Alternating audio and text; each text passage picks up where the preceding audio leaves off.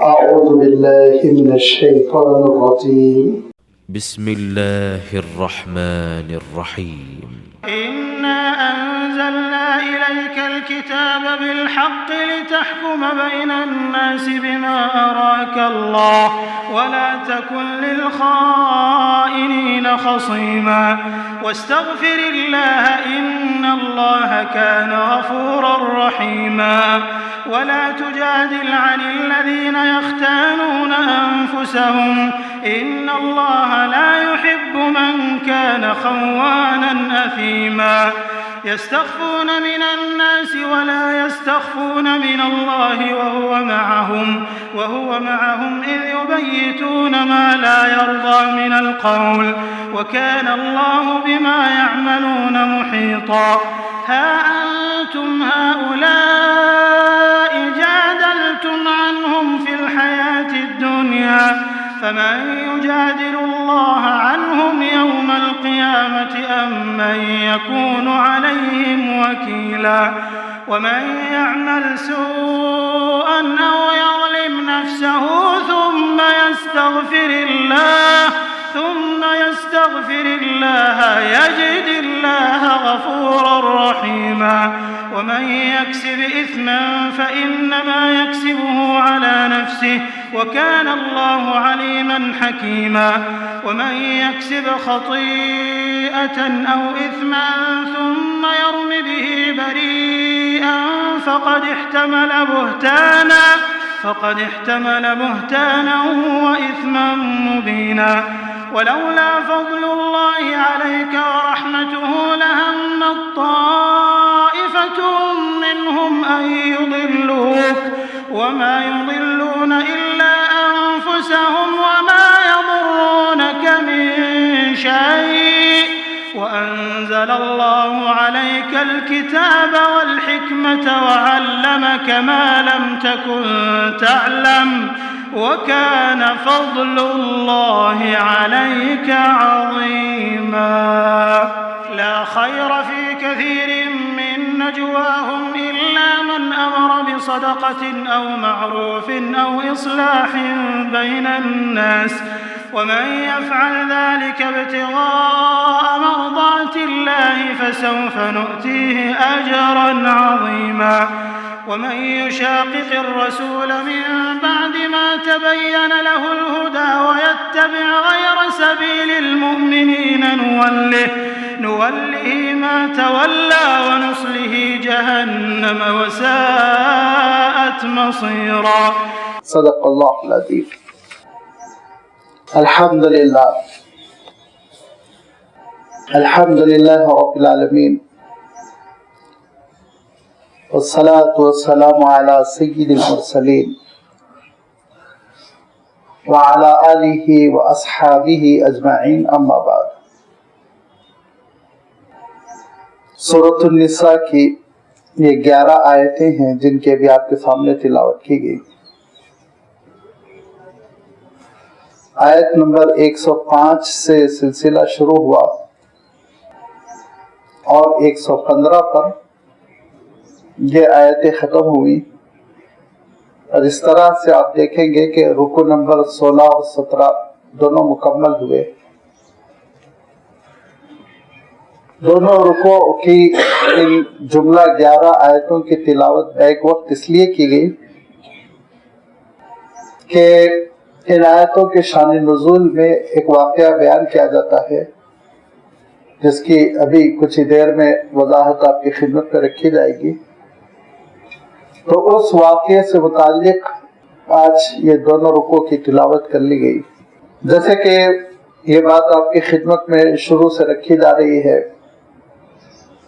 कि अल्लाह ताला ने सूरत निसा में अल्लाह ताला का दीन और उस दीन की जो अमली तरतीब होती है जिसको हम शरीयत कहते हैं, उस शरीयत का तज़किरा, शरीयत पर अमल का तज़किरा फरमाया। अहकाम शरीयत भी गुजर चुके हैं जिनमें से आप देखेंगे कि बहुत सारे अहकाम जिनका ताल्लुक घरेलू जिंदगी से, माशरती जिंदगी से, उनका भी तज़किरा हो चुका है। फिर अल्लाह ताला ने वजू का और अल्लाह ताला ने नमाजों का तस्करा फरमाया। बीच में यह तस्करा भी आया कि नज़ा के वक्त जब फरिश्ते आएंगे रूह कब्ज करने के लिए, तो उस वक्त ये पूछेंगे कि अल्लाह के दीन पर तुमने अमल क्यों नहीं किया था, शरीयत के मुताबिक तुमने जिंदगी क्यों बसर नहीं की थी। तो कहने वाला ये कहेगा कि माहौल नहीं था, मुल्क का कानून नहीं था, जिस कंपनी में काम करता था उस कंपनी की इजाजत नहीं थी कि नमाज पढ़ो। तो उस वक्त फरिश्ते ये कहेंगे तो तुमको वो जगह छोड़ देनी चाहिए थी, वो मकाम छोड़ देना चाहिए था, वो कंपनी छोड़ देनी चाहिए थी। उज़ुर नहीं है, काबिल कबूल नहीं है। अल्लाह ताला के दीन के लिए दुनिया कुर्बान की जा सकती है, दुनिया के लिए दीन कुर्बान नहीं किया जा सकता। ये अल्लाह के रसूल सल्लल्लाहु अलैहि वसल्लम का उसवा है। वरना अल्लाह के रसूल सल्लल्लाहु अलैहि वसल्लम सारी जिंदगी मक्के मुकर्रमा में रहते, मक्के से बढ़कर अफजल वतन और क्या हो सकता है। लेकिन अल्लाह के रसूल सल्लल्लाहु अलैहि वसल्लम ने हिजरत फरमाई, अल्लाह के हुक्म से हिजरत फरमाई। अकाबिर सहाबा ने हिजरत की, अल्लाह ताला ने उनकी हिजरत कबूल की और फिर ऐसे हिजरत की कि फतेह मक्का के बाद भी लौट कर नहीं गए, मदीने मुनव्वरा के होकर रह गए। तो आप सोचिए कि अल्लाह ताला के दीन की अहमियत कितनी है, क्योंकि ये अबदी जिंदगी का मसला है, आखिरत का मसला है, ये चंद सालों का मसला नहीं है, ये तो उस जिंदगी का मसला है जो न खत्म होने वाली है, आखिरत की जिंदगी। लिहाजा अल्लाह ताला इरशाद फरमाता है फतुहाजिरु फीहा अलम तकुन अर्दुल्लाहि वासिअतन फतुहाजिरु फीहा, हिजरत करना चाहिए था। ये उज़ुर नहीं है, काबिल कबूल नहीं है। अब जब हिजरत का मसला आया तो अल्लाह ताला ने बात भी इरशाद फरमा दी कि अगर कोई शख्स हिजरत की नीयत से निकल पड़ा लेकिन रास्ते ही में वफात हो गई, तो अल्लाह ताला के पास वो मुहाजिर है, हिजरत का पूरा उसको सवाब मिलेगा। जब सफर का तस्करा हुआ तो अल्लाह ताला ने कसर का तस्करा फरमा दिया, जिसकी गुज़श्ता हफ्ते आपकी खिदमत में वज़ाहत की गई कि हालत सफर में 4 रकात वाले फर्ज को आप 2 रकात में अदा कर सकते हैं, जिसको नमाज कसर कहते हैं। 48 मील की शर्त है, 15 दिन से कम क़याम रहना चाहिए और उसकी तशरीह आपकी खिदमत में रख चुका हूँ। फिर इसके साथ साथ ज़माने नबूवत में आप सल्लल्लाहु अलैहि वसल्लम के ज़माने में मुसलमानों के लिए एक इम्तिहान पेश आता था, एक आजमाइश की शक्ल पैदा हो जाया करती थी। वो ये कि हालत जंग में नमाज, एक तरफ अल्लाह के रसूल सल्लल्लाहु अलैहि वसल्लम की इमामत है, दूसरी तरफ उम्मत का डिफेंस है। तो अल्लाह ताला ने दोनों की रियायत करते हुए ये अहकाम नाजिल फरमाए कि हालत जंग में अल्लाह के रसूल सल्लल्लाहु अलैहि वसल्लम नमाज कायम करेंगे, 50% लोग, आधे लोग शामिल हो जाएंगे, 1 रकात नमाज पढ़ेंगे, फिर सजदा करने के बाद वो उठ खड़े होंगे, वो चले जाएंगे मैदान जंग में, जो बचे हुए वो आएंगे, दूसरी रकात में शामिल होंगे, सलाम करने के बाद 1 रकात और मुकम्मल कर वो 2 रकात पढ़कर वो मैदान में आ जाएंगे, और जो 1 रकात पढ़कर मैदान में गए हुए हैं वो दोबारा आकर अपनी नमाज मुकम्मल करेंगे। ये हुक्म कुरान पाक का हुक्म है, लाजमी बात है, कोई फिक़ही किताब का हुक्म नहीं कि इसमें रद्द बदल हो, नऊज़ बिल्लाह। और लाजमी बात है, मैं ये अर्ज कर चुका हूँ कि अल्लाह के रसूल सल्लल्लाहु अलैहि वसल्लम की इमामत है ना, कौन सा मुसलमान है जो अल्लाह के रसूल सल्लल्लाहु अलैहि वसल्लम की इमामत छोड़ना चाहेगा। कोई भी हो यही कहेगा कि मैं मर जाना चाहता हूँ लेकिन पढ़ूंगा अल्लाह के रसूल सल्लल्लाहु अलैहि वसल्लम के साथ नमाज। तो अल्लाह ताला ने इसीलिए सबको आप सल्लल्लाहु अलैहि वसल्लम की इमामत वाली नमाज की फजीलत भी इनायत फरमा दी और जंग में डिफेंस भी होता रहे। खुद हिज़रकुम फरमाया, एहतियात पर अमल करो, दिफा करो, डिफेंस करो, शिकस्त न खाओ, क्योंकि इरशाद फरमाया देखो जंग हो रही है تم کو تکلیف پہنچ رہی ہے تو لازمی بات ہے ارشاد فرمایا تمہارے مخالف کو بھی تکلیف پہنچ رہی ہے، وہ بھی مر رہا ہے۔ فرق یہ ہے کہ وہ دنیا کے لیے مر رہا ہے، تم اللہ تعالیٰ کی خوشنودی کے لیے مر رہے ہو۔ ترجون من اللہ ما لا یرجون، لہذا راہ خدا میں جد و جہد کرتے رہو، دفاع کرتے رہو، اور اللہ تعالیٰ کامیابیوں سے ہمکنار کرے گا۔ یہ جنگی حالات، جنگ اگر مسلمانوں پر مسلط کر دی گئی تو اس کا تذکرہ ہے، ارشاد فرمایا فَإِذَا اطْمَأْنَنْتُمْ فَأَقِیمُوا الصَّلَاةَ، حالت اطمینان میں تو نماز نہیں چھوڑ سکتے تم۔ إِنَّ الصَّلَاةَ كَانَتْ عَلَى الْمُؤْمِنِينَ کتابا موقوتا، نماز تو وقت کے ساتھ فرض ہے، وقت بھی ضائع نہیں کر سکتے تم۔ ظہر کی نماز ظہر کے وقت میں، عصر کی نماز عصر، مغرب کی نماز مغرب کے وقت میں، اوقات کے ساتھ نماز ادا کر لینا۔ نماز چھوڑنا، تارک الصلاۃ ہونا بہت بڑا گناہ، بہت بڑا گناہ ہے۔ اتنا بڑا گناہ ہے کہ اکثر و بیشتر ائمہ فقہ نے اس کو کفر سمجھا ہے، شرک سمجھا ہے، خارج، دین سے خارج ہو جانا سمجھا ہے۔ لہذا نمازوں کا اہتمام ہونا چاہیے، اور نمازوں پر مسلم سوسائٹی ہے، مسلم سوسائٹی کی بنیاد نمازیں ہیں، مسلم سوسائٹی کی شان و شوکت نمازیں ہیں، مسلم سوسائٹی کی نصرت مدد اللہ کی جانب سے غیر معمولی توفیق یہ نمازوں کی بنیاد پر ہے۔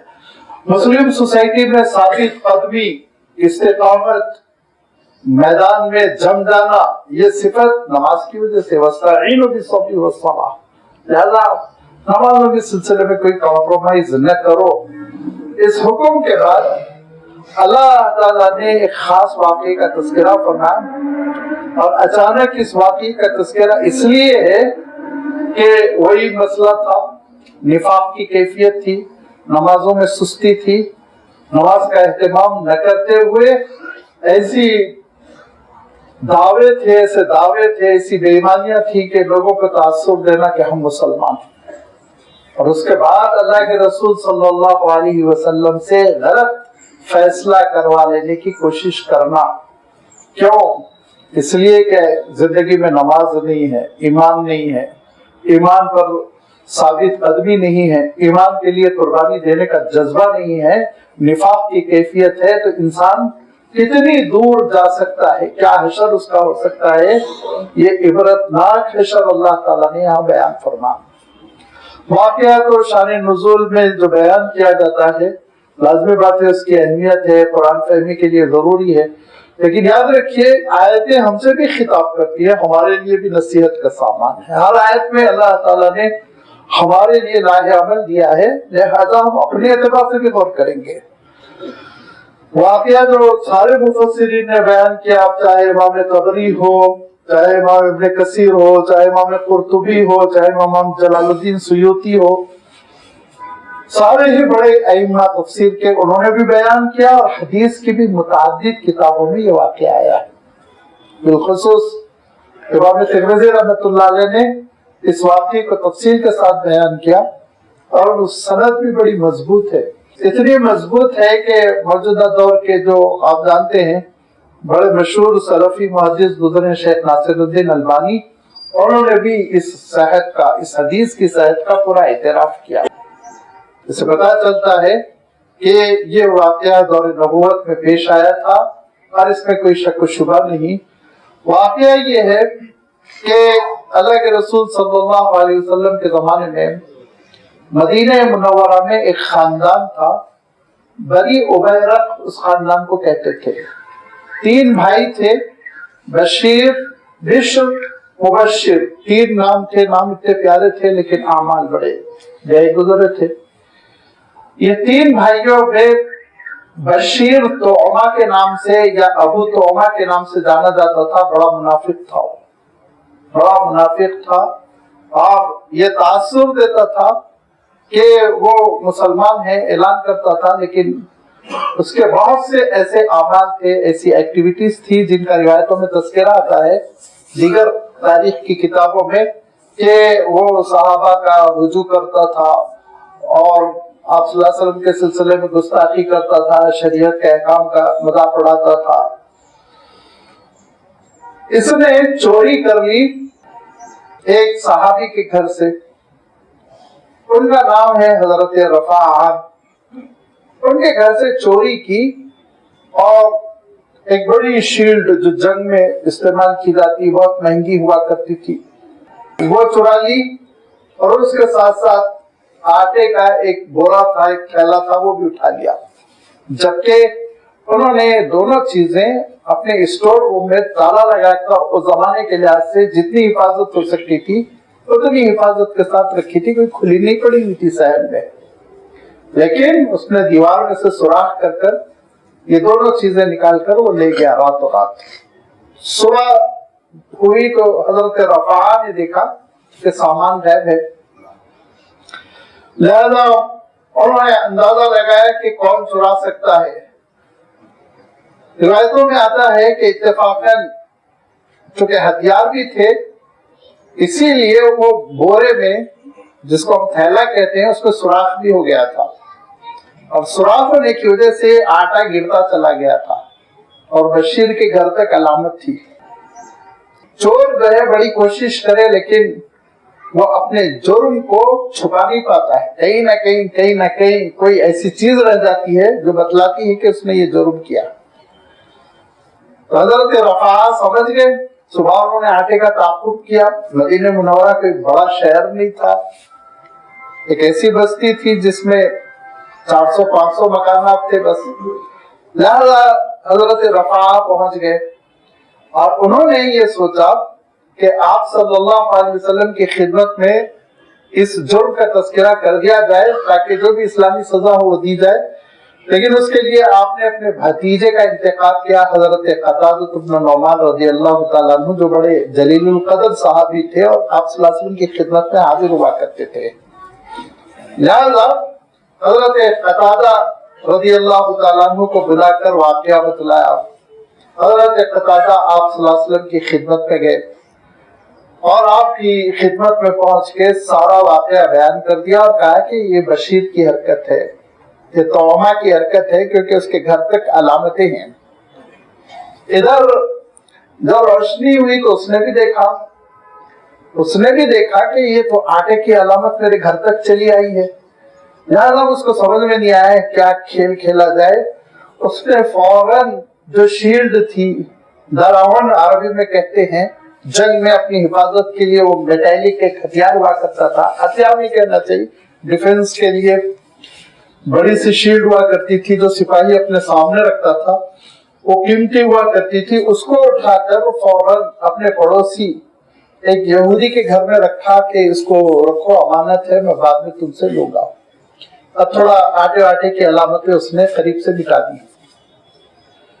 اس کے بعد اللہ کے رسول صلی اللہ علیہ وسلم نے جب طلب کیا تو دونوں بھائی اس کے، بشر مبشر، اور ادھر ایک اور نیک دل سیدھے سادے صحابی اسیر ابن عروہ، وہ بھی آپ صلی اللہ علیہ وسلم کی خدمت میں چل پڑے اور پہنچ کے کہا کہ دیکھیے یہ گھرانہ بہت نیک ہے، سیدھے سادے لوگ ہیں، اللہ والے ہیں، اچھے شریف ہے، نیک نام ہے، یہ ان کو بدنام کرنے کی کوشش کی جا رہی ہے۔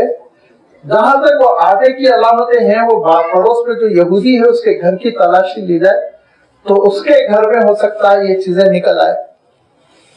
لہذا اللہ کے رسول صلی اللہ علیہ وسلم کے سامنے کیس کو الٹا کرنے کی کوشش کی، بالکل غلط، اور بڑی ہوشیاری سے، چالاکی سے، کہ یہودی کے سر الزام جائے گا، آپ صلی اللہ علیہ وسلم یہودی کے سلسلے میں زیادہ تحقیق نہیں کریں گے، وہ غیر مسلم ہے، اس کو پکڑ کر سزا دیں گے، یہ تصور کیا، نعوذ باللہ۔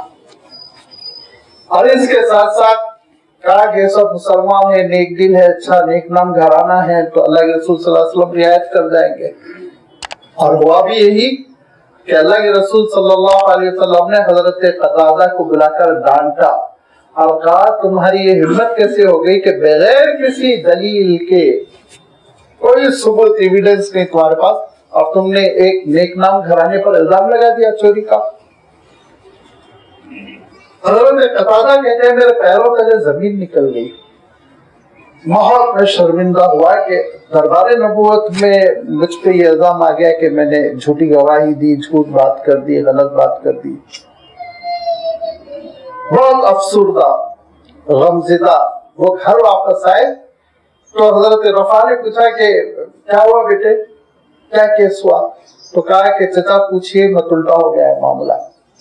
حضرت رفاع نے کہا کہ انشاءاللہ اللہ تعالی عزت بچائے گا, تم فکر نہ کرنا. یہ اللہ کے رسول صلی اللہ علیہ وسلم کا معاملہ ہے, کوئی نارمل قسم کا جج تھوڑی ہے. لہذا اللہ کے رسول صلی اللہ علیہ وسلم کی خدمت میں یہ جو سفارش کی گئی غلط انداز میں, تو کہا کہ وہ یہودی کے گھر میں, لبید اس کا نام تھا, اس کے گھر میں ریڈ کیا جائے, چھاپا مارا جائے. اس کے گھر میں تو کوئی چیز نہیں ہے. جا کے اس کے گھر میں دیکھا گیا تو وہ نکل گئی شیلڈ نکل آئی اس کے گھر میں. اب وہ یہودی بلبلا اٹھا, پریشان ہو گیا. اس نے کہا کہ میرا کوئی قصور ہی نہیں ہے. حضور اکرم صلی اللہ علیہ وسلم نے کہا ہم اس معاملے میں غور کریں گے اور جو چور ثابت ہوگا اس کا ہاتھ کاٹا جائے گا.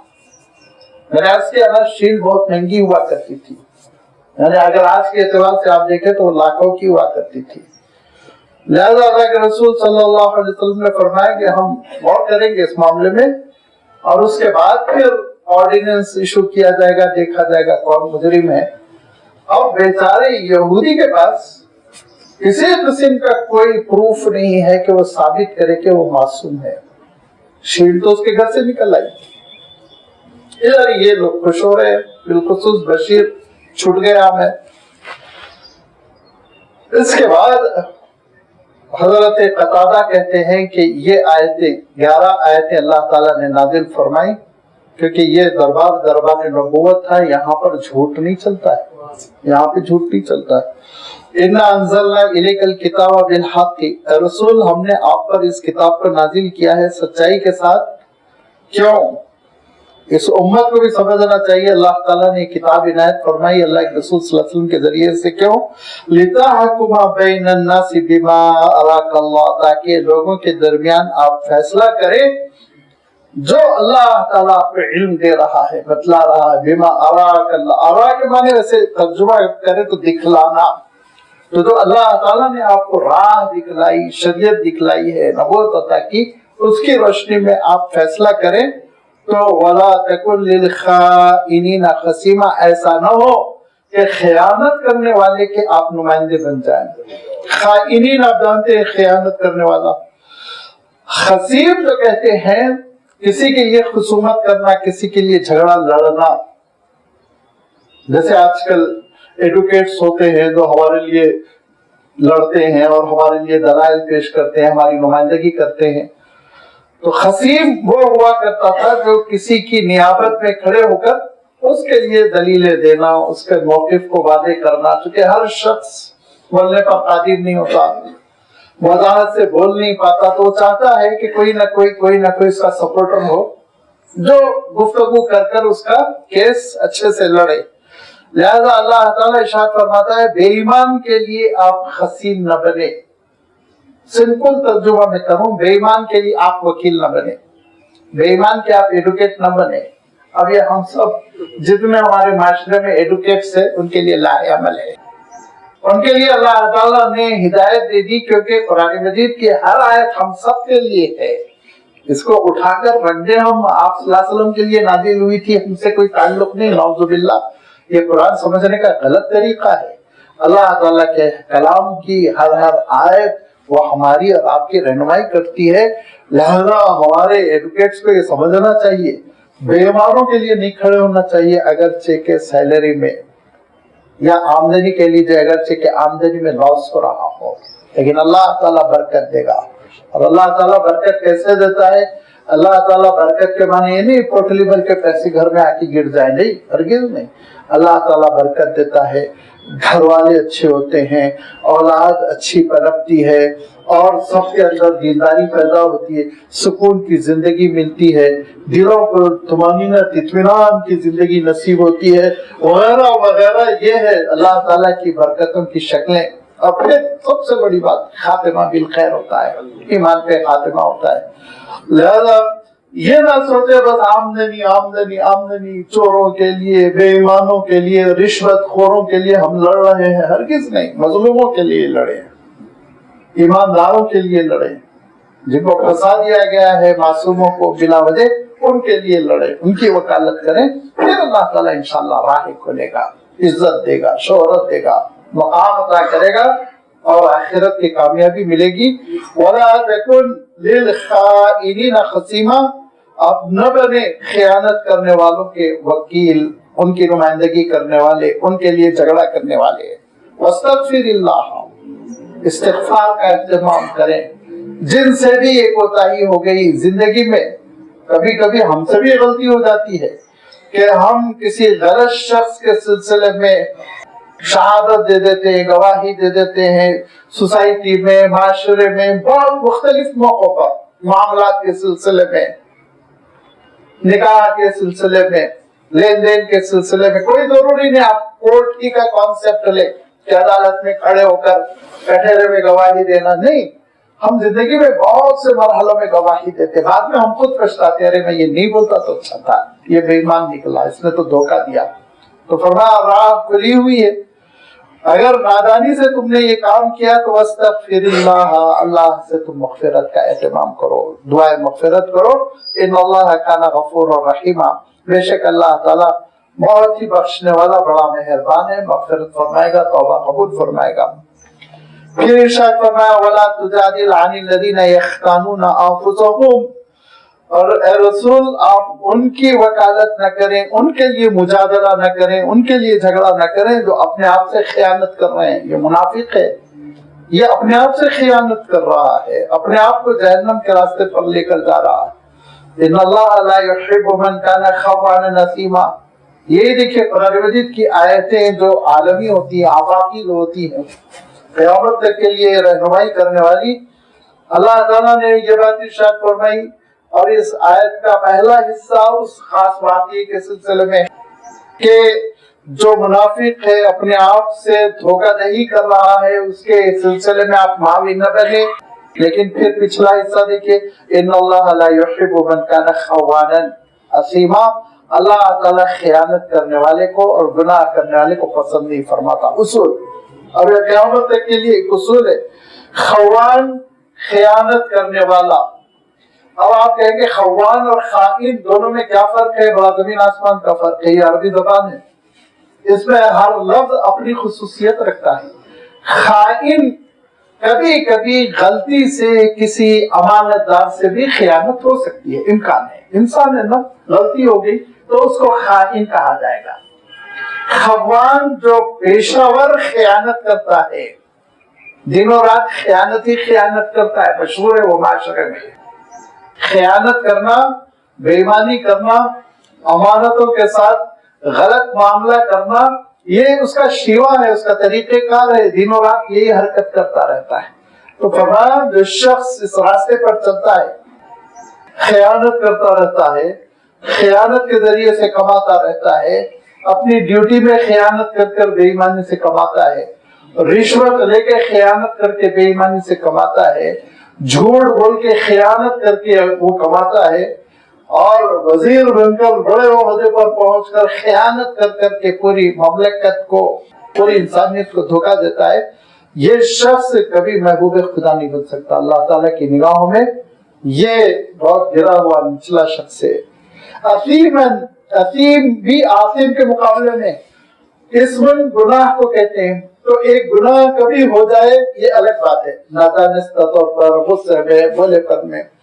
اثیم جو عادی ہو، گناہوں کا خوگر ہو، وہی جو مفہوم خوان میں ہے نا، دائمی، ہمیشہ کنٹینیوسلی گناہ کرتے رہنا، یہ کیفیت اثیم میں آتی ہے۔ عربی کے اعتبار سے ان کو کہتے ہیں مبالغے کے صیغے۔ انسان اگر کبھی معاف کر دیا تو غافر، ایک بار معاف کر دیا غافر، لیکن ہمیشہ وہ معاف کرتے رہے گا تو غفار، عرب ایسا کہیں گے، مبالغے کا صیغہ۔ ایسے ہی ایک بار خیانت کر گیا خائن، لیکن ہمیشہ خیانت کرتا ہے خوان۔ ایک بار گناہ کر دیا آثم، لیکن گناہ کرتا رہتا تو اثیم، جیسے فعیل، رحیم کا وزن ہے، دیکھیے یہ مبالغے کے صیغے کہلاتے ہیں۔ لہذا فرمایا کہ جو گناہوں کا عادی اور خوگر ہے، دن اور رات گناہ کرتا رہتا ہے، وہ اللہ تعالیٰ کی نگاہوں میں بہت مردود ہے، ناقابل قبول ہے، بے برکت ہے اس کی زندگی۔ اب ارشاد فرمایا کہ یہ صاحب نے کیا کیا، یہ صاحب نے یہ کیا کہ چوری کی علامتوں کو مٹانے کی کوشش کی۔ میں نے عرض کیا نا کہ وہ درع جو تھی، جو شیلڈ تھی، اس کو پڑوسی کے گھر میں رکھ دیا، اور جو آٹے کے علامتیں تھی ان کے پر مٹی ڈال کے مٹا دیا۔ اشراق کے وقت جب کہ روشنی ہو چکی اور یہ سمجھا کہ اب تو میں نشانیاں مٹا دیا، اپنے جرم کی کون دیکھ رہا ہے۔ یستخفون من الناس، لوگوں سے چھپاتے ہو، ولا یستخفون من اللہ، اللہ سے تو نہیں چھپا پاؤ گے، اللہ سے چھپا لو گے۔ یا تو تم سیدھے سیدھے کافر ہوتے اور آپ صلی اللہ علیہ وسلم کی نبوت قبول نہ کرتے، ٹھیک ہے، تب تو سمجھ میں آتا۔ آپ صلی اللہ علیہ وسلم کی نبوت کو، رسالت کو قبول کر رہے ہو تو بیوقوف کو اتنا تو سوچنا چاہیے نا، وحی الہی آئے گی، اللہ تعالیٰ مطلع کر دے گا، اتنا تو سوچنا چاہیے تھا، کامن سینس کی بات۔ لیکن یہی تو نفاق کا مسئلہ ہے کہ بڑی بیوقوفی کا مظاہرہ کر جاتا ہے انسان۔ لہذا فرمایا یستخفون من الناس، اخفا چھپانے کو کہتے ہیں، پوشیدہ کرنا، لوگوں سے تو چھپا لو گے، ولا یستخفون من اللہ، لیکن اللہ تعالیٰ سے چھپا نہیں سکو گے۔ دن تو دن ہے، وَهُوَ مَعَهُمْ إِذْ يُبَيِّتُونَ مَا لَا يَرْضَىٰ مِنَ الْقَوْلِ، وہ تمہارے ساتھ ہوتا ہے رات کی تاریکیوں میں بھی۔ یبیتون بات ہے، یہ بھی تو کہتے ہیں رات گزارنا، لہذا رات جو گزاری جاتی ہے، آج کل تو الحمدللہ لائٹ وائٹ ہوتی ہے، زمانے میں تو لائٹیں بھی نہیں ہوتی تھی، تو فرمایا کہ تاریکی میں بھی جو تم کرتے ہو نا، وہ سب اللہ کی نگاہوں میں ہے، اور کرنا تو بہت بڑی چیز ہے، ایکٹ ہوتا ہے، عمل ہوتا ہے۔ مالا یاردا من القول، جو باتیں کرتے ہو ناپسندیدہ قسم کی سرگوشیوں کان میں، اللہ کے رسول صلی اللہ علیہ وسلم کے خلاف، صحابہ کے خلاف، جو کانوں کان بات کر رہے ہو نا سرگوشی میں، وہ بھی اللہ تعالیٰ سن رہا ہے، یاد رکھو اللہ کے علم سے پوشیدہ نہیں۔ وَكَانَ اللَّهُ بِمَا يَعْمَلُونَ مُحِيطًا، اور بے شک جو کچھ انسان کرتے ہیں اللہ تعالیٰ سب کا احاطہ کیے ہوئے، کنٹرول کے، کور، اللہ تعالیٰ کور کیا ہوا ہے، اللہ تعالیٰ کے علم سے کوئی چیز مخفی نہیں رہ سکتی۔ فرمائے ان اللہ لا يخفى عليه شيء في الارض ولا في السماء، زمین و آسمان کی کوئی چیز اللہ سے چھپ نہیں سکتی، کوئی چیز چھپ نہیں سکتی۔ ارشاد فرمایا کہ اللہ تعالیٰ کا علم کا عالم یہ ہے کہ درخت سے جتنے پتے گرتے ہیں وہ اللہ تعالیٰ اس سے واقف، بارش کے جتنے قطرے برستے ہیں اللہ تعالیٰ اس سے واقف۔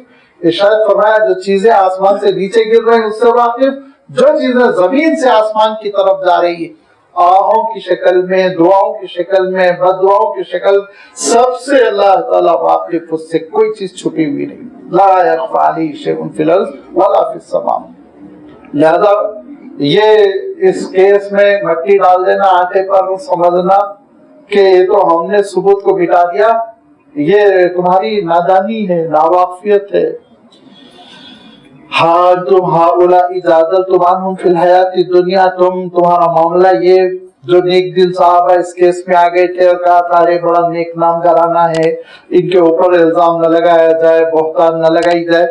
ہاں انتم ہؤلاء جادلتم عنہم فی الحیات الدنیا، دنیا کی زندگی میں تم ان کے سلسلے میں مجادلہ کر رہے ہو، وکالت کر رہے ہو، اور ان کے لیے دلائل دے رہے ہو۔ فمن یجادل اللہ عنہم یوم القیامت، قیامت کے دن کون ہوگا جو ہمت کرے گا ان چوروں کی وکالت کرنے کی، بے ایمانوں کی وکالت کرنے کی۔ میں نے عرض کیا تھا کہ جتنے ہمارے قانونی نمائندے ہوتے ہیں، ایڈوکیٹس وغیرہ، لائرز، یہ میدان حشر میں کیا جواب دیں گے؟ میں نے قاتلوں کو بچایا، چوروں کو بچایا، رشوت خوروں کو بچایا، سوچئے لینے کے دینے پڑ جائیں گے، میدان حشر میں منہ نہیں دکھا سکیں گے۔ لہذا اپنی آخرت کی کامیابی کو بھی مد نظر رکھیں، حق بات کیا کرے، ایمان کی بات کیا کرے، اگرچہ کہ لاس کیوں نہ ہو رہا، نقصان کیوں نہ ہو رہا ہو۔ فمن یجادل اللہ، اللہ تعالیٰ سے کون جھگڑا مول لے گا، نعوذ باللہ، کس کی ہمت ہوگی، عنہم ان چوروں کے سلسلے میں، ان بے ایمانوں کے سلسلے میں، منافقین کے سلسلے میں، یوم القیامت، قیامت کے دن۔ امن یکون علیہم وکیلا، کون ان کا وکیل بن کر کھڑا ہو جائے گا کام بنانے کے لیے؟ وکیل عربی میں ویسے کہتے ہیں کام بنانے والے کو۔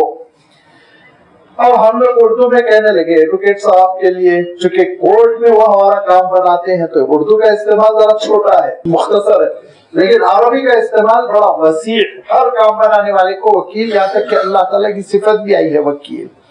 فَمَن يَكُونُ عَلَيْهِمْ وَكِيلًا، کون ہوگا جو ان کی قیامت کے دن وکالت کرے، نمائندگی کرے، ان کے کام بنانے کی کوشش کرے، ان کی سفارش کرے۔ اس دن تو نفسی نفسی کا عالم ہوگا۔ لہذا اس حقیقت پر انسان غور کرے اور ایمانداری کے راستے پر چلتا رہے، ہمیشہ ظلم کے خلاف رہے، مظلوم کے ساتھ رہے، ایمانداری کا علم بلند کرتا رہے۔ وَمَن يَعْمَلْ سُوءًا وَيَظْلِمْ نَفْسَهُ ثُمَّ يَسْتَغْفِرِ اللَّهَ يَجِدِ اللَّهَ غَفُورًا رَحِيمًا۔ یہ بھی ایک بہت بڑی حقیقت ہے، اس حقیقت کو ہم لوگ سمجھ لیں۔ اگر اس حقیقت کو ہم لوگ سمجھ لیں تو بہت سے مسائل حل ہو جائیں گے، بڑے جھگڑے ختم ہو جائیں گے۔ کہ دیکھیے غلطی انسان سے ہوتی ہے، اور اس کے لیے اللہ تعالیٰ نے سورۃ البقرہ میں، سورۃ الاعراف میں، سورۃ الشعراء میں حضرت آدم علیہ السلام کا واقعہ بیان فرمایا کہ حضرت آدم علیہ السلام نے درخت کو چکھا، اور پھر اس کے بعد سے کیا ہے فرمایا کہ اس کے بعد استغفار کرنا، توبہ کرنا، ندامت کرنا، یہ ہے انسان کی کامیابی۔ مجھ سے بھی غلطی ہو سکتی ہے، آپ سے بھی ہو سکتی ہے، ہر انسان انسان ہے۔ لہذا فرمایا وَمَن يَعْمَلْ سُوءًا، اگر کوئی برائی کر گیا اور یظلم نفسہ، ظلم کر گیا، خطا کر گیا، گناہ کر کر اپنے آپ پر ظلم کر گیا، ٹھیک ہے راہ بند نہیں ہوئی، ابھی راہ بند نہیں ہوئی، ابھی راستہ کھلا ہوا ہے، ثم یستغفر اللہ، پھر اللہ تعالیٰ سے مغفرت طلب کر لے، معافی مانگ لے، لوٹ کر آ جائے، یجد اللہ غفور الرحیم، اللہ تعالیٰ کو بہت بخشنے والا مہربان پائے گا۔ آپ جانتے ہیں کتنی حدیثیں ہیں جس میں اللہ کے رسول صلی اللہ علیہ وسلم نے توبہ کرنے کی، استغفار کرنے کی فضیلت بیان فرمائی۔ ارشاد فرمایا کہ توبہ کر کر بندہ اللہ تعالیٰ کی طرف چلتا ہوا جاتا ہے تو اللہ کی رحمت دوڑتے ہوئے آتی ہے، اللہ کی رحمت دوڑتے ہوئے آتی ہے۔ اور وہ واقعہ کتنا مشہور ہے کہ توبہ کی سرزمین پر وہ صاحب جا رہے تھے، بیچارے 100 قتل کر چکے تھے، اب توبہ کرنے کے لیے جا رہے تھے، بیچوں بیچ ان کی وفات ہو گئی، اور رحمت کے فرشتے بھی آئے اور عذاب کے فرشتے بھی آئے۔ عذاب کے فرشتے یہ کہتے تھے کہ ابھی یہ توبہ نہیں کیا تھا، توبہ کے راستے پہ چل رہا تھا۔ رحمت کے فرشتے یہ کہتے تھے کہ توبہ کرنے ہی کے لیے گھر سے نکلا تھا۔ لہذا اب جب اللہ تعالیٰ کے دربار میں یہ معاملہ پیش کیا گیا تو اللہ تعالیٰ نے کہا زمین ناپو، اگر توبہ والی زمین قریب ہے تو اس کو جنت میں لے جانا ہے، اور اگر گناہ والی زمین قریب ہے تو پھر وہ جہنم میں جائے گا۔ ایک روایت میں یہ آتا ہے باضابطہ کہ توبہ والی زمین اور رحمت والی اور گناہ والی زمین برابر برابر تھی، تو اللہ تعالیٰ نے توبہ والی زمین کو حکم کہ وہ تھوڑی سی سمٹ جا، وہ سمٹ گئی اور پیمائش ہوئی، توبہ والی زمین قریب پائی گئی، اور اس کو اللہ تعالیٰ نے جنت پہنچا دیا، کیونکہ اللہ کی رحمت بہانے ڈھونڈتی ہے بندوں کی مغفرت کے لیے۔ اللہ تعالیٰ بندوں کی مغفرت کے لیے جتنے اسباب ہو سکتے ہیں اختیار فرماتا ہے، یہ ارحم الراحمین کی شان ہے۔ لہذا فرمایا اگر غلطی ہو گئی ٹھیک ہے، کوئی مسئلہ نہیں، توبہ کرو، استغفار کرو، یہ کوئی حکومت نہیں ہے کہ پنشمنٹ دے کر رہے گی، یہ پولیس ڈپارٹمنٹ نہیں ہے کہ پکڑ کر اریسٹ کر کر رہیں گے، یہ اللہ کی رحمت کا معاملہ ہے۔ یہاں تک کہ اللہ کے رسول صلی اللہ علیہ وسلم فرمایا کرتے تھے خطا ہو گئی اعلان نہ کرو، ڈکلیئر نہ کرو، توبہ کر لو، اللہ نے پردہ ڈال دیا، تم کیوں پھر اس کو نمایاں کرتے ہو، لوگوں کو اس پر گواہ بناتے ہو؟ آپ صلی اللہ علیہ وسلم نے فرمایا مت بناؤ لوگوں کو گواہ، توبہ کر لو، اللہ تعالیٰ انشاءاللہ معاف فرما دے گا۔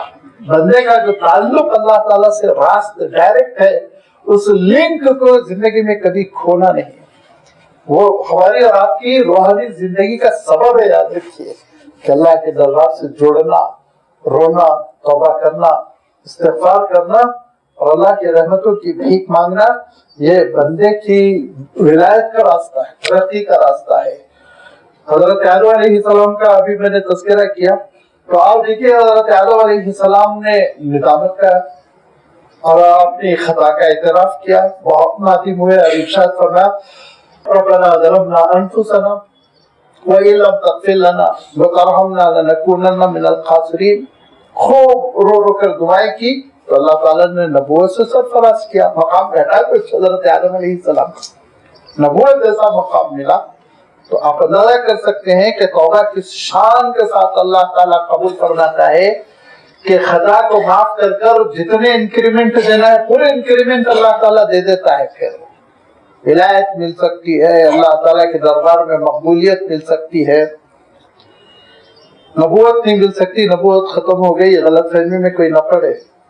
آج کل سب سے ہلکا مسئلہ نبوت کا اعلان کر دو، اللہ تعالیٰ محفوظ فرمائے. تو نبوت ختم ہو گئی ہے، نبوت کے سلسلے میں کسی قسم کا کوئی تصور نہیں آنا چاہیے. ہاں ولایت مل سکتی ہے، مقبولیت مل سکتی ہے، اللہ کے پاس بڑا اونچا مقام مل سکتا ہے.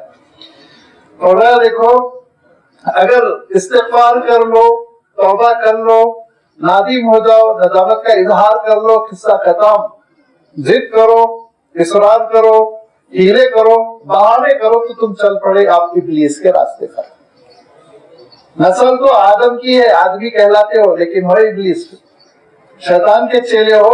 اس نے ضد کی، اس نے اپنے گناہ پر اظہار ندامت نہیں کیا، اس نے گناہ پر گناہ کیا اور وہ تباہی کے راستے پر چل پڑا.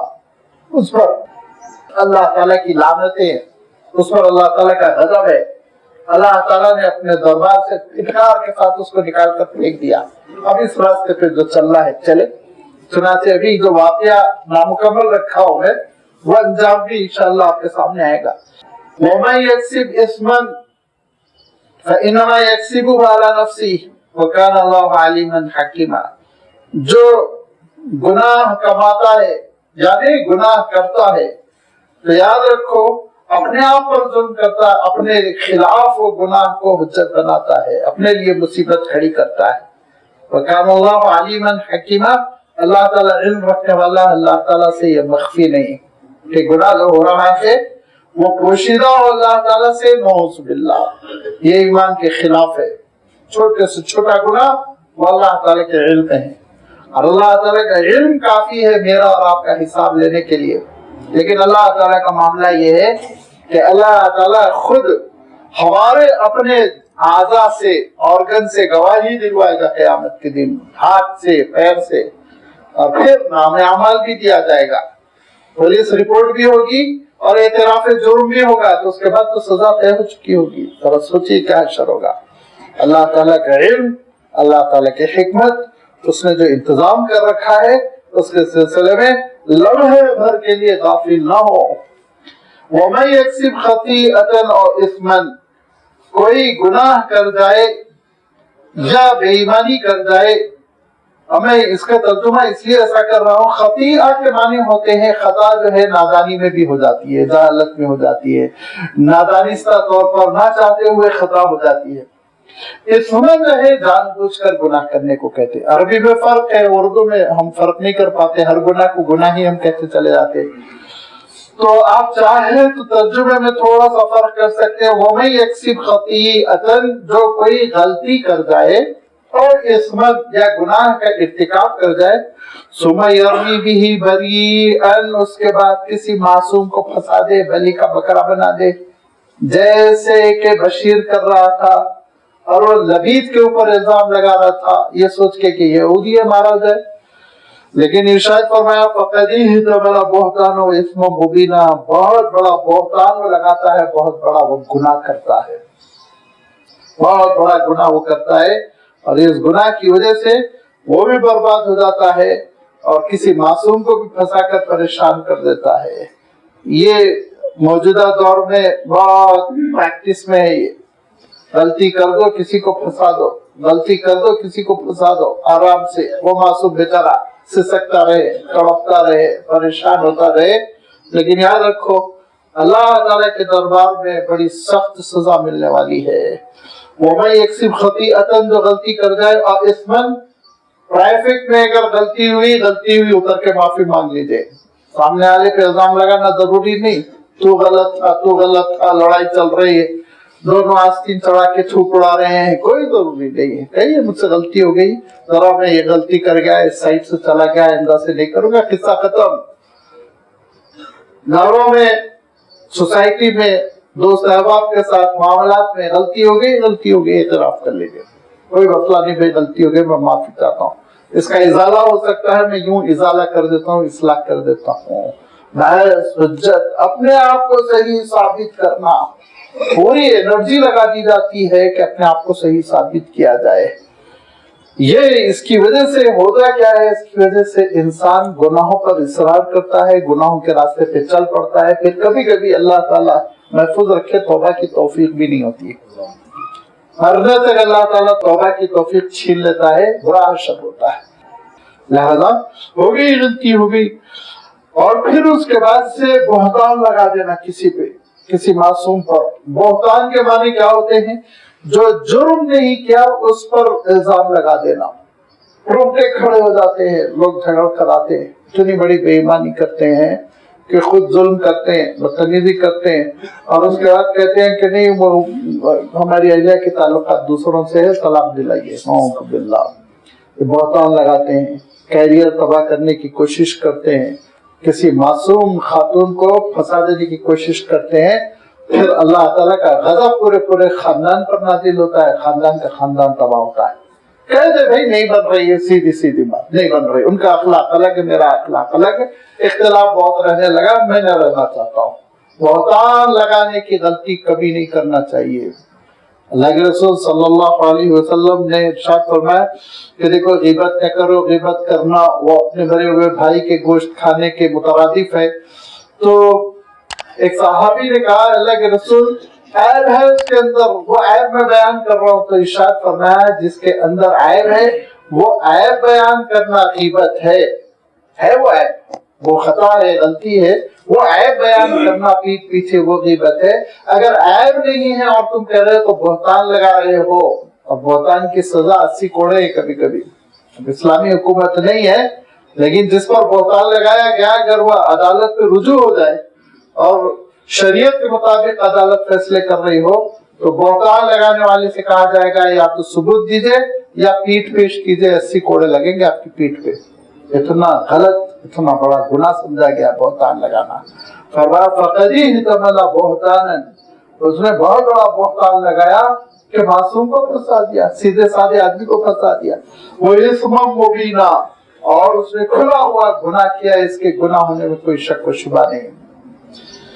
وَلَوْلَا فَضْلُ اللَّهِ عَلَيْكَ وَرَحْمَتُهُ لَحَمَّتْ طَائِفَةٌ مِّنْهُمْ أَن يُضِلُّوكَ، اگر اللہ تعالیٰ کا فضل آپ پر نہ ہوتا، اے رسول، رسالت کی شکل میں، وحی کی شکل میں، نبوت کی شکل میں، الہامی رہنمائی کی شکل میں اللہ کا فضل آپ پر نہ ہوتا اور اللہ کی رحمتیں آپ پہ نہ ہوتی، تو یہ جو پارٹی آئی تھی طائفتن، چھوٹا سا گروپ آیا تھا، 3-4 بھائی، وہ حضرت عسیر کو بھی لے آئے، سیدھے سادے صحابی تھے وہ، ورنہ بشر مبشر تو تھے ہی منافقوں کے ساتھ، یہ گروپ آ کر یہ آپ سے غلط فیصلہ کروا کر چھوڑتا، اتنا آپ پر پریشر ڈال رہے تھے، ایسا آپ پر زور ڈال رہے تھے ایدلو کا کہ آپ غلط فیصلہ کر دیتے، خدا نخواستہ یہودی کے حق میں فیصلہ ہوتا، وہ بیچارے کا ہاتھ کٹتا۔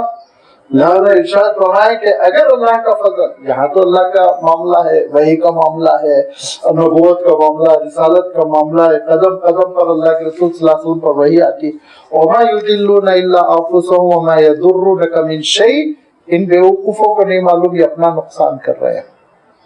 بھائی میں نے عرض کیا نا، یا تو نہ مانو ابو جہل کی طرح، ابو لہب کی طرح، ٹھیک ہے اسلام دشمنی میں آپ صلی اللہ علیہ وسلم کی مخالفت میں مر گئے، مان رہے ہو تو پھر سوچو نا، وہی آئے گی، اللہ کی جانب سے رہنمائی ہوگی، کیا اللہ تعالیٰ اپنے رسول کو چھوڑ دے گا کہ وہ ججمنٹ غلط کرے؟ نعوذ باللہ، یہ تو کفر ہو جائے گا۔ تو اللہ تعالیٰ تو قدم قدم پر رہنمائی کرے گا، تو اپنا نقصان کر رہے ہیں نا، اپنے آپ کو بیوقوف بنا رہے ہیں، نادان بنا رہے ہیں، اپنے آپ کو گناہوں کا مستحق بنا رہے ہیں، سزا کے لیے اپنے جسم کو، عذاب کے لیے اپنے جسم کو تیار کر رہے ہیں۔ تو لکڑی سوکھ جائے تاکہ جلائی جائے، یہ کیفیت ہو رہی ہے، جسم فرما ہو جائے تاکہ خود جہنم میں جلے، اللہ تعالیٰ حفاظت فرمائے۔ وَمَا يَضُرُّونَكَ مِن شَيْءٍ، رسول آپ کو نقصان نہیں پہنچا رہے، اپنا نقصان کر رہے ہیں۔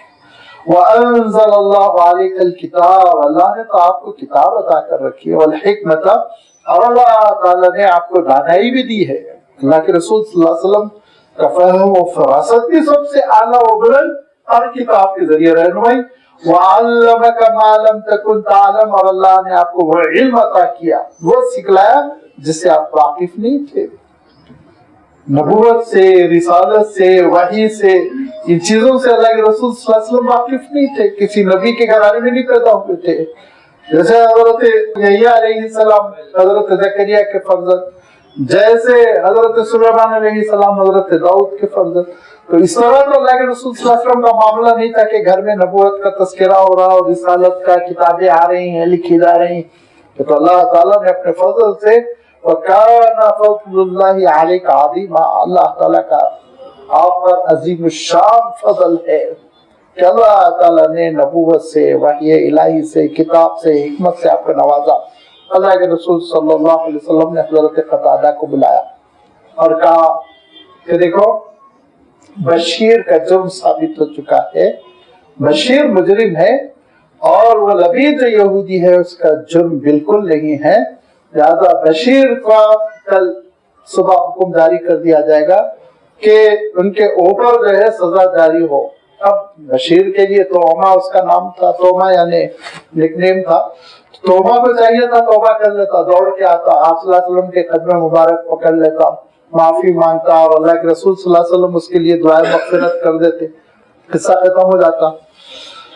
यहूदी भाग कर आया और बाद रिवायतों में आता है, बल्कि तारीख की बाज़ किताबों में सहाबा के जिक्र में उनका जिक्र आता है लबीद का, तो ऐसा पता चलता है, कतई तौर पर तो नहीं लेकिन क़राइन बताते हैं कि लबीद ने इस्लाम कबूल कर लिया होगा इस जजमेंट के बाद। इतना प्यारा जजमेंट हुआ कि अल्लाह के रसूल सल्लल्लाहु अलैहि वसल्लम ने लबीद से कहा, तुम बिल्कुल मासूम हो, तुम्हारी कोई खता नहीं और तुम पर कोई जुर्म साबित नहीं हुआ, तुम पर कोई सजा नहीं होगी, तुम जाओ इत्मीनान से अपने घर में रहो। उसके बाद अगर से कि इमाम तिर्मिज़ी रहमतुल्लाह अलैह की रिवायत में नहीं है सराहत, लेकिन मैंने अर्ज किया था तारीख की बात किताबों में सहाबा के नामों में लबीद का भी नाम आता है, इसके माने वो मुसलमान हो गए होंगे, उन्होंने देखा होगा कि दरबार नबूवत से इंसाफ मिला तो उन्होंने कबूल कर लिया होगा। उधर बशीर का क्या मामला हुआ, बशीर को पता चल गया कि कल तो मेरी सजा है, रातों रात भाग कर मक्के मुकर्रमा में मुर्तद होकर वहां जाकर उसने लोगों से पनाह मांगी और फतेह मक्का हुआ नहीं था, लिहाजा वहां के लोगों ने कहा कि अरे चलो एक मुसलमान मुर्तद होकर भाग कर आया, पनाह दे दो। मारे खुशी के लोग इस तरह के गंदे अनासिर को जगह देकर उछलते हैं ना, मीडिया पे भी पेश करते हैं, उसके बाद क्या हशर होता है जरा देखो। लिहाजा वो तो मक्के मुकर्रमा में रहने लगा, चोरी की आदत गई नहीं। चोरी की आदत कहाँ से जाएगी, जिसके अंदर ये आदत आ जाती है ना, वो बड़ा मसला होता है। लाला एक खातून मक्के मुकर्रमा में कुछ नाम भी आया है उनके पास बड़ा घर में बड़ी दौलत थी, जेवर वगैरह। अब वो उसको पता चला 2, 4, 8, 15, 20 दिन में कि फला कमरे में इतना जेवर रखती हैं वो बहुत पैसे वाली। तो अब मुंह में पानी आया, जब मुंह में पानी आया तो क्या हुआ, एक रात उन्होंने नकब लगाई। नकब लगाना पहले जमाने में एक चीज हुआ करती थी, अब अल्लाह का शुक्र है सब खत्म हो गया। वो नकब लगाना ये होता था, नीचे से ऐसे टनल बनाते थे, दीवार के उस पार निकलते थे, चोर हजरात करते थे रातों रात, और उस पार निकल के बीचों बीच कमरे में निकल गए, चोरी की, फिर उससे नकब से वापस आ गए। लिहाजा यही बिल जैसे बनाते हैं सुराख, ये नकब लगाकर वो बीचों बीच में था दीवार के नीचे की, दीवार बैठ गई, वही कब्र बन गई। अब दूसरे दिन से साहब नजर नहीं आ रहे हैं। अरे जिसके घर में था उनको तशवीश हुई, कहा गया, ढूंढा गया तो देखा इधर दीवार गिरी हुई है, और जब दीवार को ठीक ठाक करने और गले में क्या है क्या नहीं मालूम करने की कोशिश की तो देखा अंदर उनकी लाश सड़ रही है, दबे हुए मर गए। मुर्तद होकर नाक मौत से 2-4 हो गया, लेकिन तौबा नहीं की। इससे कहीं बेहतर था 1000 गुना अल्लाह के रसूल सल्लल्लाहु अलैहि वसल्लम की खिदमत में हाजिर होकर हाथ पेश कर देता, अल्लाह के रसूल मेरा हाथ काट दीजिए, मैं तौबा करना चाहता हूँ। इससे कहीं बेहतर था, जहन्नम में तो न जाता, लेकिन उसने जहन्नम मोल ली। इसी को मैं अर्ज कर रहा था, गुनाहों पर जिद नहीं होनी चाहिए। गुनाहों पर इसरार नहीं होना चाहिए। गलती हो गई, एतराफ गलती कर लो आराम से, इससे मकाम बुलंद होता है, मकाम घटता नहीं है। इंसान का मकाम बुलंद होता है, लोग एतराफ करते हैं कि इनको गलती का एतराफ करना आता है, बहुत शरीफ आदमी है। फरमाया कि अल्लाह ताला ने आपको इल्म अता किया है, हिकमत अता की है, दानाई दी है, नबूवत दी है, रिसालत दी है, आपसे गलत फैसला करवा देंगे। बेवकूफ इतने ये नादान है कि अल्लाह के रसूल सल्लल्लाहु अलैहि वसल्लम के सिलसिले में समझ रहे हैं कि गलत फैसला कर ले, ये हो नहीं सकता। अल्लाह ताला की जानिब से रहनुमाई हुई और केस का सेटलमेंट हो गया। वो भाग गया तो भाग गया, किस्सा कदम, उसको कहाँ सजा दी जाती। लिहाजा हज़रत रफ़ा ने कहा कि देखो मुझे आटे की फिक्र नहीं, खाने पीने की चीजें कोई इस्तेमाल कर ले, शील्ड वापस मिल जाए। अल्लाह के रसूल सल्लल्लाहु अलैहि वसल्लम ने शील्ड, उनकी जो दिरा थी वो दिरा दिला दी, केस खत्म हो गया। लेकिन इस उम्मत के लिए, बल्कि पूरी इंसानियत के लिए क़यामत तक की कितनी रहनुमाई आ गई है। एक बात तो ये है कि इंसान को अपनी गलती का इतराफ करना चाहिए। नंबर 2, अपना जुर्म, उसका इल्जाम किसी नादान पर, मासूम पे लगाने की कोशिश नहीं करनी चाहिए। नंबर 3, गुनाहों पर जिद करने का नतीजा बहुत बुरा निकलता है, तबाह और बर्बाद हो जाता है इंसान। नंबर 4, झूठे, बेईमान, रिश्वतखोर, शराबी, कबाबी, ये सब की नुमाइंदगी नहीं करनी चाहिए, माविन नहीं बनना चाहिए, सिफारिश नहीं करनी चाहिए। बहुत बड़ी गलती होती है, लोग अपनी रिश्तेदारियों की वजह से, दोस्तियों की वजह से ऐसे लोगों के सिलसिले में सिफारिश कर देते हैं, मामलात करने वाला फंस जाता है, जिंदगी भर से सकने लगता है, कर्जा दे देता है, बेटी दे देता है, बहुत से वाकयात होते हैं। कभी बेईमानों के साथ न खड़े हो, इतनी भी दोस्ती हो, रिश्तेदारी, माजरत करता है, नहीं मेरे से नहीं हो सकता, मैं तुम्हारी सिफारिश हरगिज़ नहीं कर सकता हूँ। नंबर 5 ये कि ये ना समझे कि जो चीज हम मख्फी रख रहे हैं, छुपा कर रहे हैं, ये हिडन है, अल्लाह की निगाहों से भी छुप जाएगी, नौजुबिल्लाह। ये तो अहले कुफ्र का नजरिया हुआ। हमारी सारी चीजें अल्लाह ताला के इल्म में है, यहाँ तक के सरगोशियां, ला खैर फी कसीर मिन नजवाहुम, बहुत सारी सरगोशियों में खैर नहीं होता। क्यों? जो छुप छुप के आप कानों में बात कर रहे हैं, सरगोशी कर रहे हैं, अगर अच्छी बात है तो छुप के क्यों कर रहे हैं? खुल के करेगा ना आदमी खुल के करेगा बात, अच्छी बात है अलग ऐलान करेगा, आवाज दबा के अंधेरे में कान में किसी के जाके क्यों बयान कर रहे हैं? लिहाजा सरगोशियों को कानों कान बात करने को बहुत ज्यादा पसंद नहीं किया गया है। बाज़ लोगों का आलम ये होता है, भरी मजलिस में उठकर जाएंगे, एक साहब के कान में कुछ बोलेंगे, अब बाजू वाला परेशान, मेरी शिकायत किया है, मेरे बारे में कुछ गलत बयान कर दिया है, क्या बेचे? लिहाजा भली बात है, अच्छी बात है तो खुलकर बोल दो, और अगर नहीं, बात को पोशीदा रखना है, तन्हाई में बोलो, जब तन्हाई में मुलाकात हो उस वक्त बयान करो। लिहाजा फरमाया कि ला खैरा फी कसीर मिन नजवाहुम, इन मुनाफिकों की अक्सर व बेशतर सरगोशियों में कोई खैर नहीं। कामकान जो बातें करते हैं, यहाँ तक के आप सल्लल्लाहु अलैहि वसल्लम की मजलिस में बैठे हुए हैं, कोई वही सुनाई जा रही, कोई हुक्म सुनाया जा रहा, कुछ न कुछ काम में दूसरे साथी के कहते थे। सहाबा को बड़ी तशवीश भी होती, तकलीफ भी होती, इज़ार आसानी होती, लेकिन बहरहाल उनको गवारा करने का हुक्म था। तो फरमाया ला खैर फी कसीर मिन नजवाहुम इल्ला मन अमरा बिसदक़तिन। हाँ, अगर सदके का हुक्म देना है कि किसी इंसान की मदद करने के लिए आप उस शख्स को जो गरीब है, जलील नहीं करना चाहते, शर्मिंदा नहीं करना चाहते, किसी के काम में आपने जाके कह दिया कि भाई इनकी मदद कर दो, सपोर्ट कर दो, पैसों के मुस्तहिक है, कुछ पैसे दे दो, ठीक है, इसमें कोई हर्ज नहीं, कोई बुराई नहीं है, बड़ी अच्छी बात है। और मारूफिन, या किसी भलाई का हुक्म दे रहे हैं, कभी कभी लोग गलत सिचुएशन में बैठ जाते हैं, जुमे का खुतबा हो रहा है, सो जाते हैं, ऐसे मौकों पर कान में जाके बात कह देना कि भाई तुम गलत अंदाज में बैठे हो, बेसतरी हो रही है, या ये कहना कि देखो नींद की वजह से वजू टूट जाएगा, फिर जुमा की नमाज का मसला होगा, तो ऐसी कोई मारूफ बात, मारूफ यानी नेकी की बात, अच्छी बात, भली बात कानों कान कहने पे और इस्लाहिम बैनन नासी, या लोगों के दरमियान इस्लाह का जज्बा हो, बहुत اللہ تعالیٰ کے پاس ویلڈ نہیں کیے دو کے درمیان اصلاح کروانا کہ آپ یہ کہہ دیں جا کے خاموشی سے دیکھو جن سے تمہاری لڑائی ہے وہ قریب بیٹھے ہوئے ہیں، مل لو، معافی مانگ لو، قصہ ختم کر لو وغیرہ وغیرہ. اس طرح کی گفتگو اگر کانو کان کی جا رہی کوئی حرج نہیں، ورنہ اکثر و بیشتر جو کانو کان بات کی جاتی ہے وہ بے ایمانی کی ہوتی ہے، غلط ہوتی ہے، کسی نہ کسی چیز پہ تبصرہ ہوتا ہے. آپ دیکھ لیجئے کوئی نہ کوئی برائی بیان کی جاتی ہے. لہذا ارشاد فرمایا دیکھو جو کوئی دو بیٹھ کر سرگوشی کر رہے ہیں وہ یہ جان لے کہ تیسرا اللہ تعالیٰ ہے. آگے اللہ تعالیٰ نے بات ارشاد فرمائی وہ سمجھ لیں کہ تیسرا اللہ تعالیٰ بھی ہے، اللہ تعالیٰ سن رہا ہے. لہذا یہ سرگوشیوں کا نظام یہ بالخصوص اللہ کے رسول صلی اللہ علیہ وسلم کے زمانے میں بہت ناپسندیدہ تھا، کیونکہ یہ منافقوں کا ہتھیار تھا. اسی لیے فرمایا لا خیر فی کثیر من نجواہم، ان کی اکثر و بیشتر سرگوشیوں میں کوئی بھلائی کی بات نہیں ہوتی. ہاں کوئی شخص اگر صدقے کا حکم دے رہا ہے، نیکی کی بات کر رہا ہے، یا لوگوں کے درمیان اصلاح کی بات کر رہا ہے تو حیرت رہے.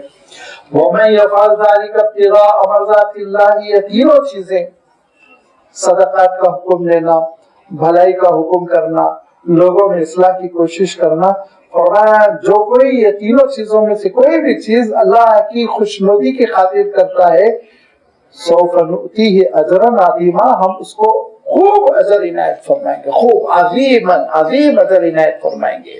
جنت کی شکل میں ہوگا، جنت میں استقبال کی شکل میں ہوگا، دنیا میں سعادت کی شکل میں ہوگا، نیک نامی کی شکل میں ہوگا. آپ اس کی وضاحت کرتے چلے جائیں، اجر عظیم اس کا حل ادا نہیں ہوگا. یہ بہت وسیع مفہوم ہے، عظیم الشان اجر اللہ تعالیٰ عنایت فرمائے گا. یہ ساری چیزیں صدقے کا حکم دینا، ماحول بنانا، کسی غریب کی مدد پر ابھارنا، یا معروف کا حکم دینا، نیکی کی تلقین کرنا، نیکیوں کی راہ پر گامزد کرنے کی کوشش کرنا، یا پھر لوگوں کے درمیان اصلاح کی کوشش کرنا، یہ بڑی پیاری کوششیں ہیں، بہت اچھے اعمال ہیں، اس پہ بہت اجر ملنے والا ہے، مگر اخلاص کے ساتھ. اخلاص ہو، اللہ تعالیٰ سے لینے کا جذبہ ہو، اس کی خوشنودی کی خاطر کریں، دکھاوے کے لیے نہیں، ریاکاری کے لیے نہ کریں. ریاکاری کریں گے لازمی بات ہے اجر گھٹتا چلا جائے گا. محض اللہ کی خوشنودی کے لیے کریں گے، اللہ تعالیٰ عظیم الشان اجر عنایت فرمائے گا. وَمَن يُشَاقِقِ الرَّسُولَ مِن بَعْدِ مَا تَبَيَّنَ لَهُ الْهُدَىٰ وَيَتَّبِعْ غَيْرَ سَبِيلِ الْمُؤْمِنِينَ، ارشاد فرمایا جو اللہ کے رسول صلی اللہ علیہ وسلم کی مخالفت کرے گا، یہ منافقین وہی تو کرتے تھے، اللہ کے رسول صلی اللہ علیہ وسلم کی مخالفت کرنا، آپ صلی اللہ علیہ وسلم جو حکم دے رہے ہیں اس حکم کے خلاف چلنا، نعوذ باللہ. وَمَن يُشَاقِقِ الرَّسُولَ مِن بَعْدِ مَا تَبَيَّنَ لَهُ الْهُدَىٰ، جبکہ ہدایت کھل کر آ گئی، اسلام کیا ہے پتہ چل گیا، کفر کیا ہے پتہ چل گیا، نبوت کیا ہے پتہ چل گیا، جہالت کیا ہے پتہ چل گیا، نادانی میں نہیں ہے، غفلت میں نہیں ہے، بلکہ علم آ چکا ہے، واقف ہو. اس کے باوجود اگر اللہ کے رسول صلی اللہ علیہ وسلم کے راستے پر نہیں چل رہے ہو، اگر کوئی جہالت کی تاریکی میں ہے، نور نبوت سے محروم ہے، وہ بڑے جو جہنم کے راستے پہ چل رہا، جو اعلان کرتا ہے کہ میں اللہ کے رسول صلی اللہ علیہ وسلم کی دعوت قبول کر چکا ہوں، جو کہتا ہے اشہد ان لا الہ الا اللہ واشہد ان محمدا عبدہ ورسولہ، رسالت کی گواہی دینے کے بعد اللہ کے رسول کے راستے کے خلاف چل رہا ہے، تو پھر فرمایا اس کا حشر بڑا خطرناک ہونے والا ہے. لیکن ایک چیز اور اللہ تعالیٰ نے شامل کر لی، وَيَتَّبِعْ غَيْرَ سَبِيلِ الْمُؤْمِنِينَ، اور مومنوں کے راستے سے ہٹ کر چل رہا ہے. مومنوں کا جو راستہ ہے جس پہ سارے مومن چل رہے ہیں، اس سے ہٹ کے آپ اپنا راستہ بنا رہے ہیں. یہ بھی ارشاد فرمایا تباہی کا راستہ ہے. سارے مومن اگر کسی راستے کو اختیار کیے ہوئے ہیں تو اللہ کے رسول صلی اللہ علیہ وسلم ارشاد فرماتے ید اللہ علی الجماع، اجتماعی طور پر جو امت کا فیصلہ اس پر اللہ تعالیٰ کا فضل ہے، اللہ کی تائید ہے. ید اللہ علی الجماع. آپ صلی اللہ علیہ وسلم فرماتے لن تجتمع امتی علی الضلالہ، میری پوری امت گمراہ نہیں ہوگی، سب مل کر فیصلہ کر رہے ہیں. تو اس کے بعد خیر ہے، تبھی تو سب کی زبان سے بات نکل رہی ہے. اب ایک صاحب اپنی شہرت کے لیے، اب ایک صاحب میڈیا میں تھوڑا سا منظور نظر بننے کے لیے مومنوں کے خلاف بیان دے رہے ہیں، تو اس کے معنی سمجھ لیجئے کہ یہ دراصل مخالفین اسلام کا لقمہ تر بن رہے ہیں. حشر کیا ہوگا؟ نولیہ ما تولی، جس راستے پہ وہ چل رہے اسی راستے پہ ہم آگے بڑھائیں گے. کہاں تک آگے بڑھائیں گے؟ گیروے کلر کے کپڑے پہنائیں گے، تشقہ لگائیں گے، مندر میں بیٹھیں گے، کتوں کی موت مریں گے، یہاں تک چلیں گے. ان کا برا حشر ہوتا جائے گا.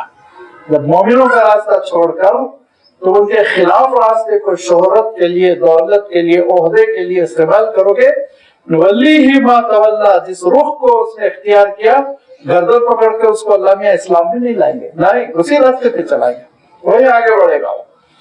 اور یہی نہیں، وہ نصلیہ جہنم، جہنم پہنچا کر ہم چھوڑیں گے اس کو، جائے گا وہ جہنم. دیکھ لیجیے جتنی ایسی کیفیتیں ہوئی کہ جس میں صرف اور صرف مسلمانوں کے خلاف لوگ اس لیے گئے کہ ان کو شہرت ملے، عہدہ ملے، اور اقتدار کے پاس ان کو مقبولیت ملے، کچھ چھوٹی موٹی کو پوسٹ مل جائے، وہ بھی نہیں ملی، وہ بھی نہیں ملی، دھتکارے گئے. کیوں؟ اس لیے دیکھیے لاجک ہے، حکومت جو ہے نا ایسے لوگوں کو پسند کرتی جو ملت اسلامیہ میں مقبول ہو. ان کو عہدہ دے گی تو حکومت کا کام بنے گا نا، سپورٹرز ملیں گے. جو ملت اسلام مسلمانوں میں ہی مقبول نہیں ہے، دھتکارے ہوئے، ان کو کیوں پوسٹ دے گی حکومت کو؟ کیا ملے گا اس سے؟ نہ ووٹ ملے گا، نہ تائید ملے گی. الو ہے حکومت کرنے والے، بہت ہوشیار ہے، سمجھدار ہے. لہٰذا ان کو حکومت دیکھتی رہتی ہے جو ذرا مقبول نظر ہے، مسلمانوں کے اچھے لیڈر ہے، وہ اگر ان کے کام آ سکتے ہیں تو ان کو وہ لیتے ہیں. جو مسلمانوں کے خلاف بولتے ہیں، شریعت کے خلاف بولتے ہیں، اللہ اور اس کے رسول کے نظام کے خلاف چلتے ہیں، مسلمانوں میں مقبول نہیں، دھتکارے ہوئے ہیں، ملعون ہیں، ابلیس کے راستے پر ہے، حکومت بھی ان کو کچھ نہیں دیتی، ٹشو پیپر کی طرح استعمال کر کے کوڑے دان میں پھینک دیتی ہے. کئی لوگوں کی تاریخ ایسی جو ہوتی چلی گئی. یہی حشر دہرایا گیا، یہی حشر ہوتا چلا گیا. کتنے بدبخت ہے جن کی لاشوں کو جلا دیا گیا، قبر نہیں ملی. دیکھ لیجیے تاریخ اٹھا کر، کتنے بدبخت ہے. اس بدبخت لفظ میں خود ایک اشارہ ہے، جن کی لاشوں کو جلا دیا گیا، قبر نہیں ملی، مسلم قبرستان میں جگہ نہیں ملی، نماز جنازہ نہیں، کفن نہیں، غسل نہیں، ناپاک جلا دیے گئے. لہذا سوچ سمجھ کے راستہ اختیار کرنا چاہیے. فرمایا یتبع غیر سبیل المؤمنین، مومنوں کے راستے کو نہ چھوڑو، جمہور کے ساتھ چلو، پوری امت کے ساتھ چلو. امت کی جو رائے بن رہی ہے وہ اللہ کے فضل سے بنتی ہے. پوری کی پوری اللہ کے رسول صلی اللہ علیہ وسلم کی امت گمراہ نہیں ہوگی. اس پوری امت کی اللہ تعالیٰ حفاظت فرماتا ہے. من شذ شذ فی النار، جو نکل جاتا ہے اس گروپ سے وہ آگ میں جاتا ہے. جو بکری ریوڑ سے نکل جاتی ہے وہ درندوں کی شکار ہو جاتی ہے. درندے بھی نہیں، اس کو کتے کاٹ کاٹ کے مار ڈالتے. لہذا یہ امت اجتماعیت کے ساتھ جب رہتی ہے تو اس امت کی اجتماعیت میں وہ خیر ہوتا ہے، وہ برکت ہوتی ہے کہ ہدایت کے راستے پہ چلتے رہتے ہیں. اکا دکا لوگوں نے ابھی آپ نے دیکھا ہوگا، بیٹھے بٹھائے یہاں بیٹھے ہوئے ہو تم، اور جو اپنی جانوں کا نظرانہ پیش کر رہے ہیں، جن کے بچے کٹ کٹ کے ٹکڑے ہو کے اڑ رہے ہیں فضاؤں میں، ان کے خلاف بول رہے ہیں. کیا ضرورت ہے ان کو لڑنے کی؟ کمزور تھے تو کیوں لڑائی؟ تمہارے گھر میں آ جاؤ، میں بیڈ روم میں گھس جاؤ، دھکے دے کے تم کو تمہارے بچوں کو نکال دو، تو تم یہی شرافت کا ثبوت دو گے. ابھی جو شرافت کی بات کر رہے ہو، ان کا حق چھینا جا رہا. فلسطین ان کا ہے، ملک ان کا ہے، ملک میں بس گئے، اس کے بعد ان کے گھروں پہ بلڈوزر چلا رہے ہو، ان کی کالونیوں کو تباہ کر رہے ہو، ان کے نوجوانوں کو لگاتار گرفتار کر رہے ہو، تو اس کے بعد بھی ہاتھ میں چوڑیاں پہن کے وہ بیٹھے رہے بیچارے. وہ عرب ہے، لازمی بات ہے، ان کا جذبہ ایمان بہت خطرناک ہوتا ہے، بہت شاندار ہوتا ہے، بہت مضبوط ہوتا ہے. جب وہ آ جاتے ہیں، یاد رکھیے، میدان جہاد میں، تو پھر اس گلوب کو ہلا کر چھوڑ دیتے ہیں. وہ یہ سعودی میں کھلا پلا کے ابھی نوجوانوں کو سگریٹوں میں نشے کی چیزیں دے دے کے حکومت مشغول رکھی. کسی دم اگر وہ پلٹیں گے کسی بھی دن، تو یاد رکھیے امریکہ سب کی چھٹی ہو جائے گی.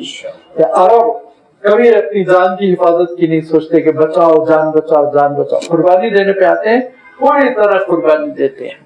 لہذا اس چیز کو مغرب سمجھتا ہے، امریکہ سمجھتا ہے، یہودی سمجھتے ہیں. لہذا ان کو نشاور چیزوں میں مشغول رکھنے کی کوشش کرتے ہیں. لیکن کب تک؟ انشاءاللہ حقیقت کھل کر سامنے آئے گی. انشاءاللہ یہ جو ساری مصیبتوں کو مسلط کر رکھے ہیں یہ شیطان، یہ ساری مصیبتیں انشاءاللہ جڑ سے اکھاڑ کے پھینک دی جائیں گی.